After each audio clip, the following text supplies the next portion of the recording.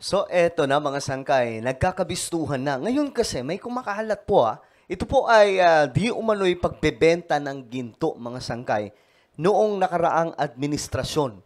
Since nauungkat po yung pagbebenta sa administrasyong ito ng ginto mga sangkay, nagkakalabasan na po ng baho. Kung sino nga ba ang may pinakamaraming nabentang ginto. At eto nga mga sangkay, kumakalat po ngayon ang chismis.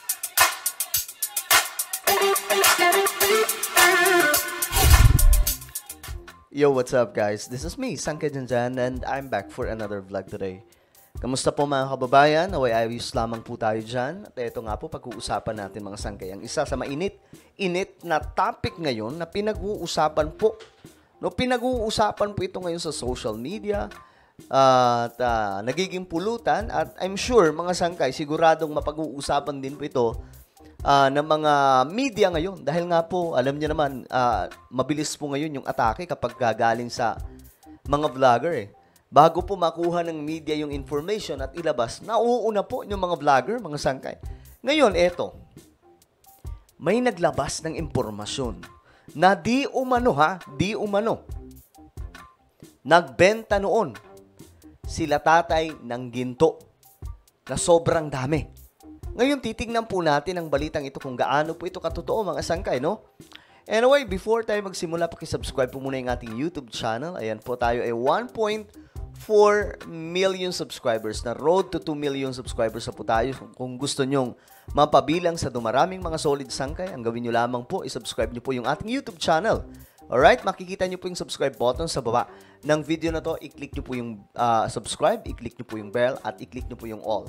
At sa mga nanonood naman po sa Facebook, i-follow nyo po yung ating Facebook page. Okay guys, this is very interesting na topic na gusto kong makita natin lahat ngayon kung ano ito. Kasi ito po, nakita ko ito, ang tanong ko dito, gaano kaya ito katotoo? Mayroon pong link na inilagay. Ngayon, sabi dito, the hypocrisy of former President Rodrigo Duterte, slamming President Bongbong Marcos for selling gold which is not a reliable fact.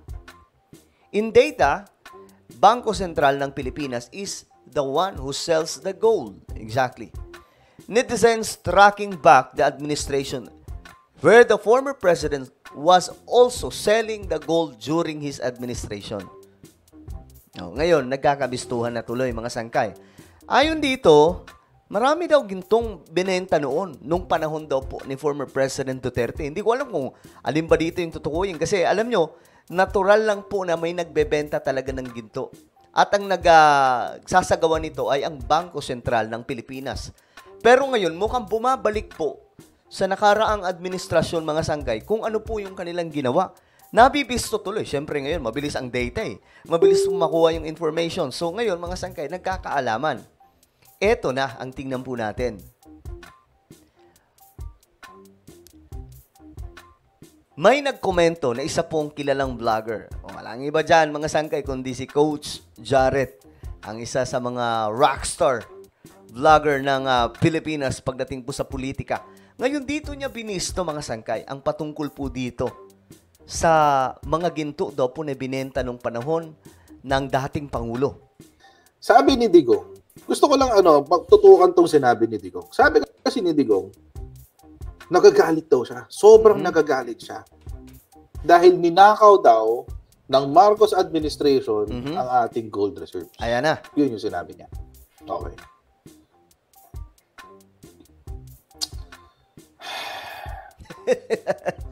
Tingnan natin. Napapuntong hininga si Coach Coach!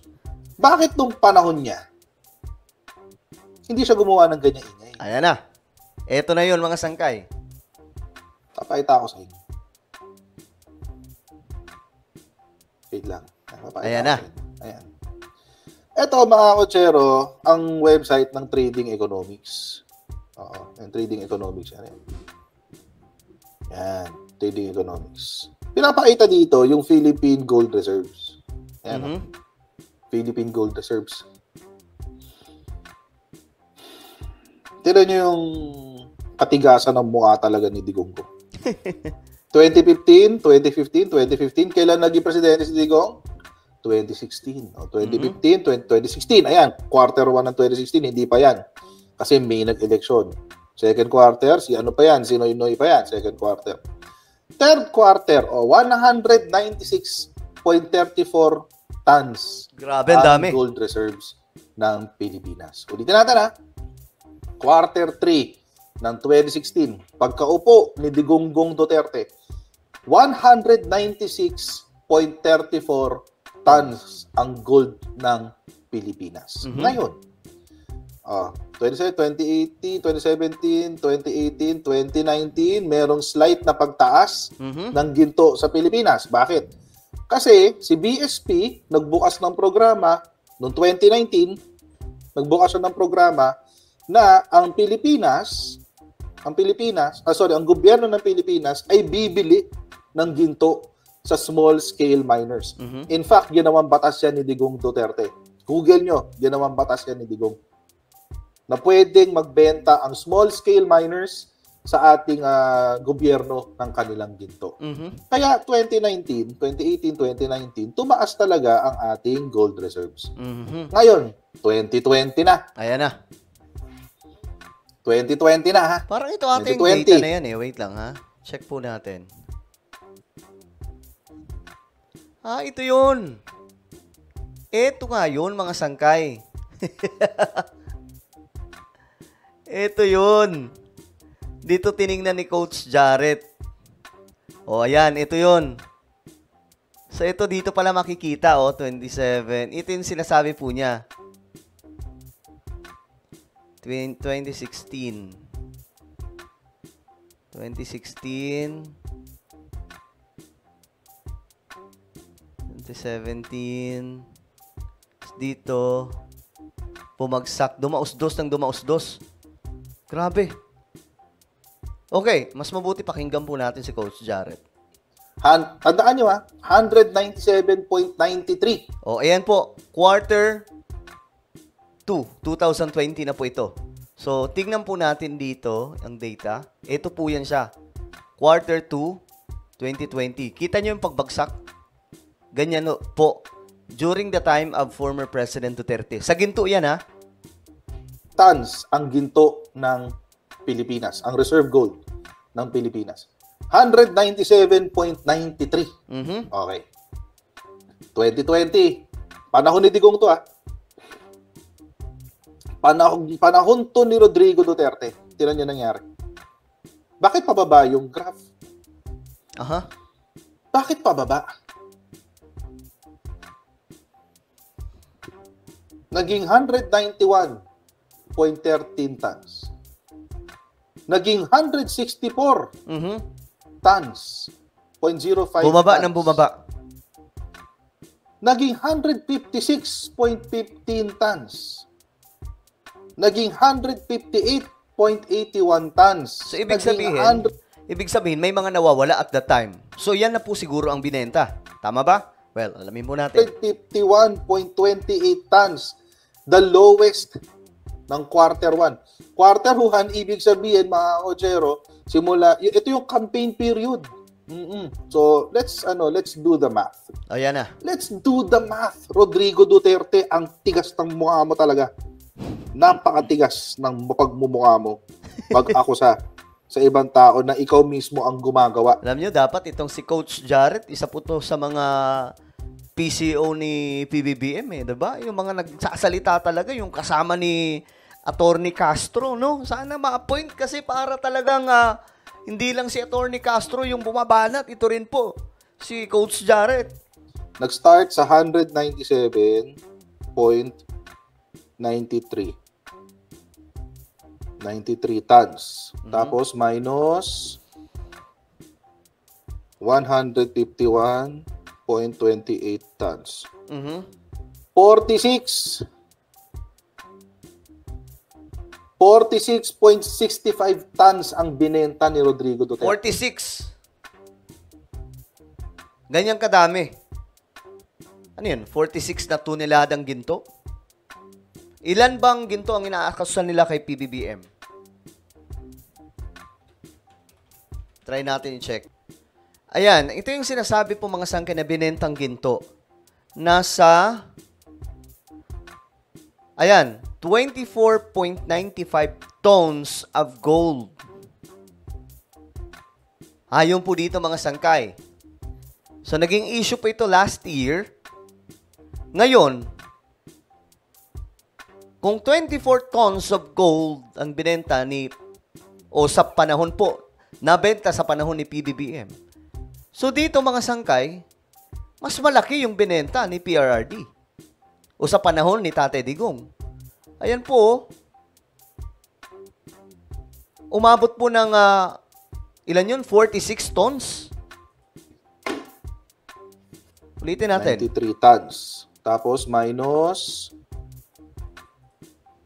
151.28 tons. 46. 0.65. 46 tons of gold. 46.65 tons ang binenta ni Rodrigo Duterte. So, mas marami sa kanya, guys. Di ba? So, mas marami palang binenta si Tate Digong ng mga ginto. O nung panahon ni former President Duterte na ginto. Ayon dito sa mga nakikita sa data. 46.65. So, 47 tons. Saan mo dinala yung ginto? Yun yung tanong. Alam niyo ba? Kasi, di ba, ang hinahanap nila, teka lang, asan yung ginto? Asan yung record ng pinagbentahan ng ginto? Di ba? Asan daw ginamit din yung pera? So, dito din, yung tanong ng mga pro-Marcos, asan din yung pinagbentahan ng ginto? Asan din yung pera? Kasi wala rin pong record, di ba? Yung mga Ochero, kung bakit ito ay lehitimong tanong kung saan niya dinala yung pagbenta ng ginto noong 2020 hanggang first quarter ng 2022. Kasi umutang po siya ng 7 trillion US dollars. 7 trillion pesos pala, sorry. Ang laki. Umutang siya ng 7 trillion pesos. Grabe. Nagbenta pa siya ng 47 tons na ginto. Saan napunta lahat yun? Yung pandemic response niya, 600 billion lang ang ginastos. My goodness. Palaisipan ikaw, sigurado ako, nag-iisip ka rin ngayon. Oo nga, no? Well, mas maganda mga sanggay, tingnan po natin sa live ito. Gusto ko mapag-usapan po ito sa live, no? Tingnan po natin kung ano nga ba talaga ang nangyari. Basta ngayon, malinaw na ayon po dito, di umano, sa data, mga sanggay, na tinignan po ni Coach Jarrett, mas maraming benentang ginto during the time of former President Duterte. So, nauungkat tuloy ngayon, mga sanggay. Biruin mo, halos lagpas sa kalahati. Tama ba? Kung hindi man, halos kalahati, mga sanggay, yung lagpas na binenta nung time ng Duterte administration. So, why? Nagutang ng sobrang laking pera. Alam nyo, ngayon nga mga sangkay, sobrang liit lamang po ng utang ni PBBM. Sobrang liit. Nasa mahigit 3 trillion pesos lamang po. Diba? Panahon po ni Tate Digong, nasa 7 or something like that. Tapos, pinagsama pa po ng utang ni Noynoy Aquino, umabot po ng 12 trillion mahigit. Tapos, pinasa po yun kay PBBM. Ang kinagandahan lang ngayon, ito magugulat kayo, nagbabayad po tayo. Nagbabayad po tayo ng utang ng Pilipinas. Yun ang malupit.